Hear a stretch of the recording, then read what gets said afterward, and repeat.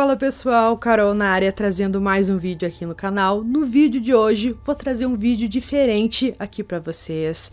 Eu vou comentar sobre dois casos. São dois casos que não têm nenhuma ligação entre si, a não ser que aconteceram na Inglaterra.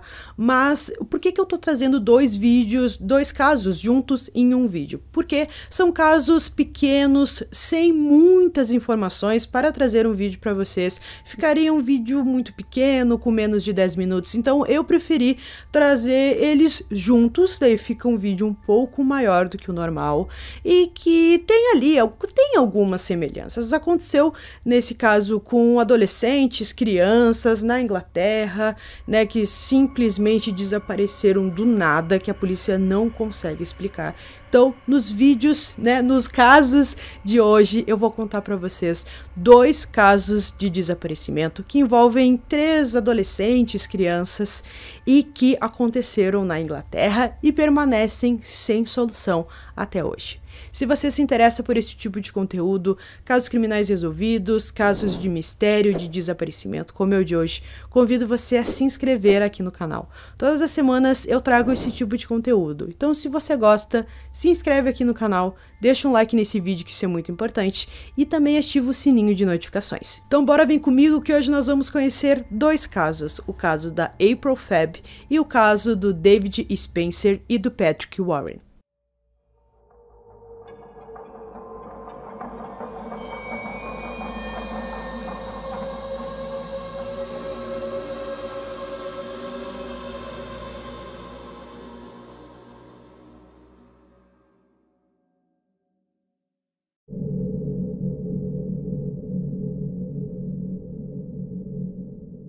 April Febb nasceu no dia 22 de abril de 1955, filha de Ernest e Olive. Em 1969, ela estava com 13 anos e morava em uma aldeia chamada Mitton, em Northfield, na Inglaterra. No dia 8 de abril do mesmo ano, uma terça-feira, à 1h40, April saiu de casa e queria visitar a sua irmã, que morava em Rouen. O objetivo da visita era presentear o seu cunhado, que estava de aniversário. E com isso, ela levava na cesta de sua bicicleta cigarros e um lenço como presente. Utilizando sua bicicleta azul e branca, April parou para conversar no meio do caminho com 2 amigos em um local chamado Donkenfield, ainda em Mitton. Depois de 10 minutos, ela terminou a conversa com os meninos, pois disse que precisava ir até a casa de sua irmã. Pouco depois das 2 horas da tarde, um funcionário de uma fazenda local viu April andando de bicicleta pela Rouen Road, em direção à casa da irmã. Essa foi a última vez que April foi vista por alguém. Por volta das 2h15, funcionários da Ordnance Survey, uma agência cartográfica nacional do Reino Unido, em uma van, viram a bicicleta de April em um campo na Mitton para Rouen Road, a apenas algumas centenas de metros de onde ela foi vista pela última vez. Desde a última vez que ela foi vista pelo funcionário da fazenda até esse pessoal que estava numa van ver a bicicleta dela, não passou mais de 10 minutos. Então, o que tenha acontecido com ela foi algo muito rápido, que provavelmente aconteceu naquele local, e foi assim, ó, questão de minutos em que aconteceu algo muito sério, em que só a bicicleta dela ficou. Isso a gente pode dizer, parece que a menina simplesmente desapareceu no ar, sem deixar nenhuma pista. Por volta das 3 horas do mesmo dia, um homem local estava levando sua mãe para casa quando viu a bicicleta de April no campo. Ele a levou para a delegacia de polícia em Rouen, onde a entregou ao policial. Os presentes para o seu cunhado ainda estavam na cesta da bicicleta. A família de April não sabia dessas informações, de que a bicicleta dela foi encontrada, mas eles perceberam que havia alguma coisa muito errada quando sua mãe falou com sua irmã e ela disse que April nunca chegou em sua casa. Mas a família só percebeu isso de noite e muitas horas de investigação foram perdidas. Apenas no dia seguinte, sua família foi até a delegacia local e disse que April desapareceu. Uma busca local foi realizada enquanto as investigações eram feitas com a ajuda da família e amigos de April. Apesar de uma extensa investigação policial, nenhum vestígio dela foi encontrado. Seu desaparecimento levou à maior operação de busca policial que o Reino Unido já viu, com as autoridades revistando 400 casas, realizando centenas de entrevistas e gravando cerca de 2.000 declarações desde 1969. O inspetor-chefe aposentado Andy Guy, que gerencia a equipe de revisão de casos arquivados de Norfolk e Suffolk, disse que o caso nunca foi encerrado e que eles ainda esperam descobrir o que aconteceu com April. O inspetor concluiu: existem 2 caminhos. A meu ver, pode haver informações de pessoas que não tivemos antes e a chance de encontrar os restos mortais de April. E isso mudaria completamente o jogo para nós. A polícia acredita que a menina foi sequestrada por alguém de fora da cidade ou foi sequestrada por alguém que ela conhecia. Eles acreditam que possa ter pessoas na região que saibam de alguma coisa, mas que nunca falaram para a polícia. A polícia diz que havia um carro vermelho e uma van cinza, que talvez tivessem alguma ligação com o caso, mas nunca foram encontradas. Durante os anos, uma pessoa se apresentou à polícia e disse que suspeitava que a criança tinha sido jogada em um poço. Um poço local foi investigado em 2010, mas nada foi encontrado. Foi dito que poderia haver alguma ligação com o serial killer Robert Black.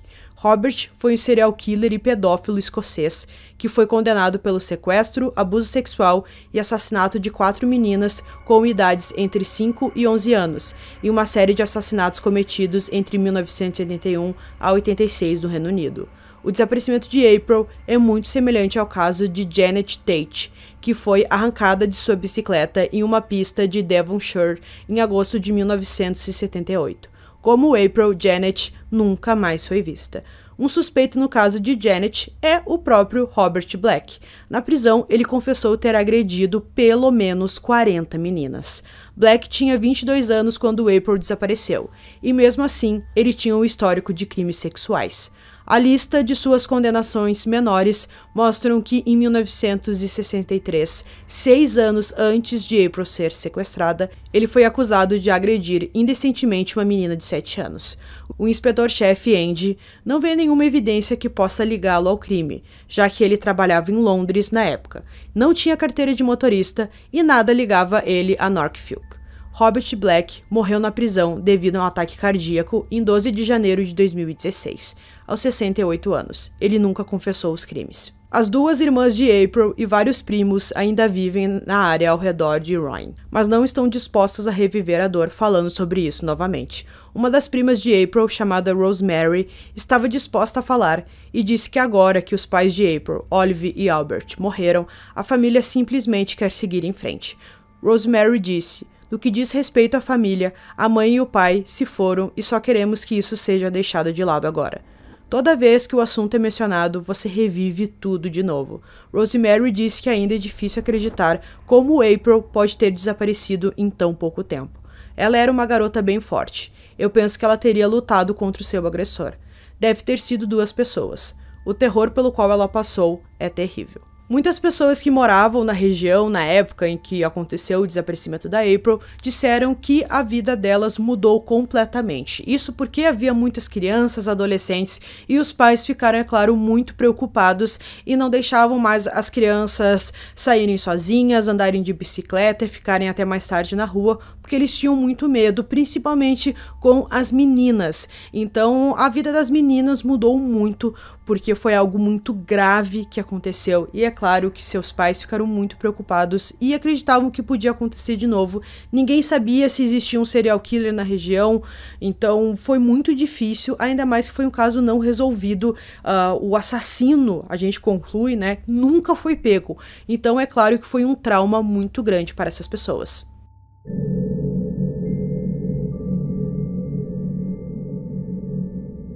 Patrick Warren, nascido em 1985, e David Spencer, em 83, eram grandes amigos que moravam perto de Chelmsley Road, localizado em West Midlands, na Inglaterra. Em 1996, Patrick estava com 11 anos, enquanto David estava com 13.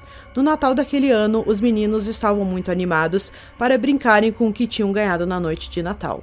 No dia 26 de dezembro, os dois deixaram suas casas para brincar do lado de fora. Patrick saiu com sua bicicleta que tinha acabado de ganhar e David acompanhou o amigo a pé. No início da tarde, os dois foram vistos por um policial brincando com um grupo de crianças no Meriden Park. O policial se aproximou do grupo de crianças e pediu que eles não brincassem perto do lago que tinha no parque. O lago estava congelado e o policial ficou preocupado que o gelo pudesse quebrar e as crianças poderiam se afogar. Depois de um dia cansativo com os amigos, os dois voltaram para suas casas para informarem a seus pais, que tinham planos para ir até a casa de um dos irmãos de Patrick, ainda naquela noite. Derek Warren, o irmão de Patrick, ficou preocupado quando os meninos não chegaram em sua casa. A última aparição conhecida dos meninos foi pouco depois da meia-noite por um frentista que deu para eles um pacote de biscoito. A nova bicicleta vermelha de Patrick foi encontrada abandonada atrás do posto de gasolina, perto das lixeiras, mas só depois de várias semanas a polícia concluiu que a bicicleta era do garoto.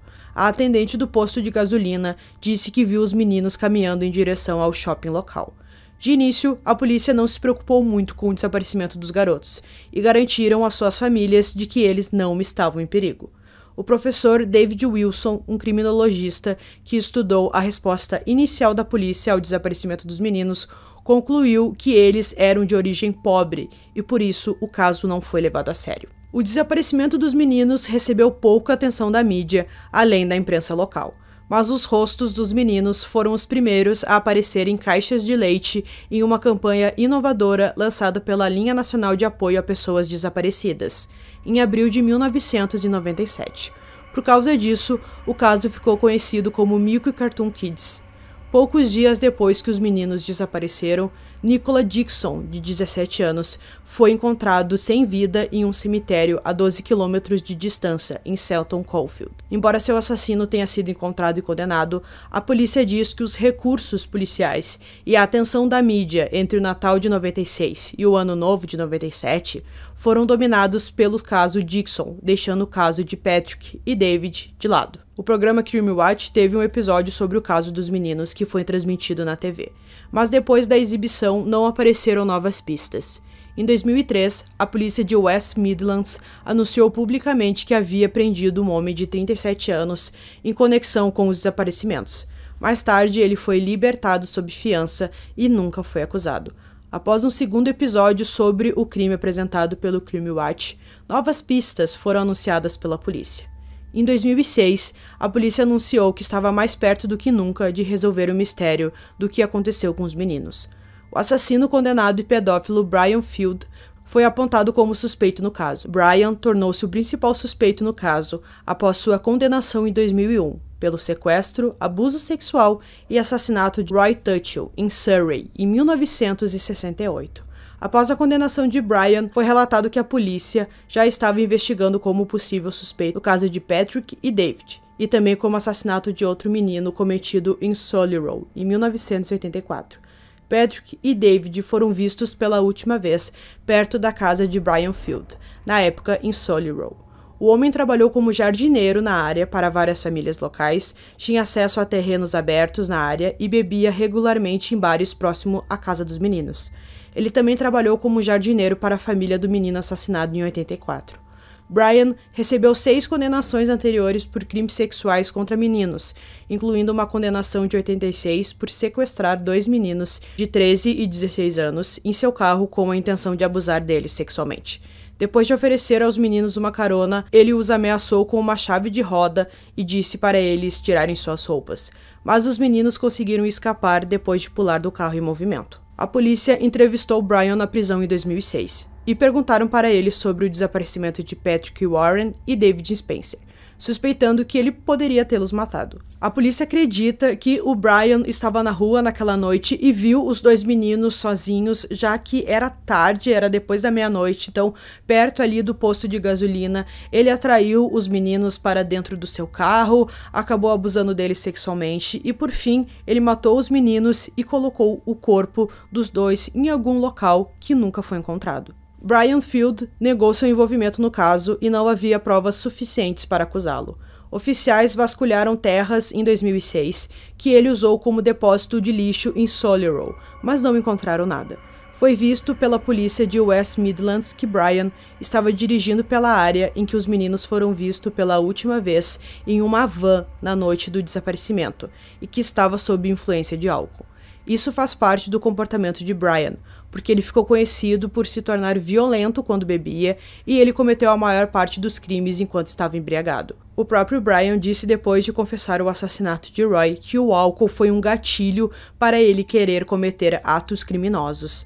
Também existem evidências de que indicam que Brian foi visto falando com os meninos dias antes do seu desaparecimento, sugerindo que ele pode ter perseguido os dois.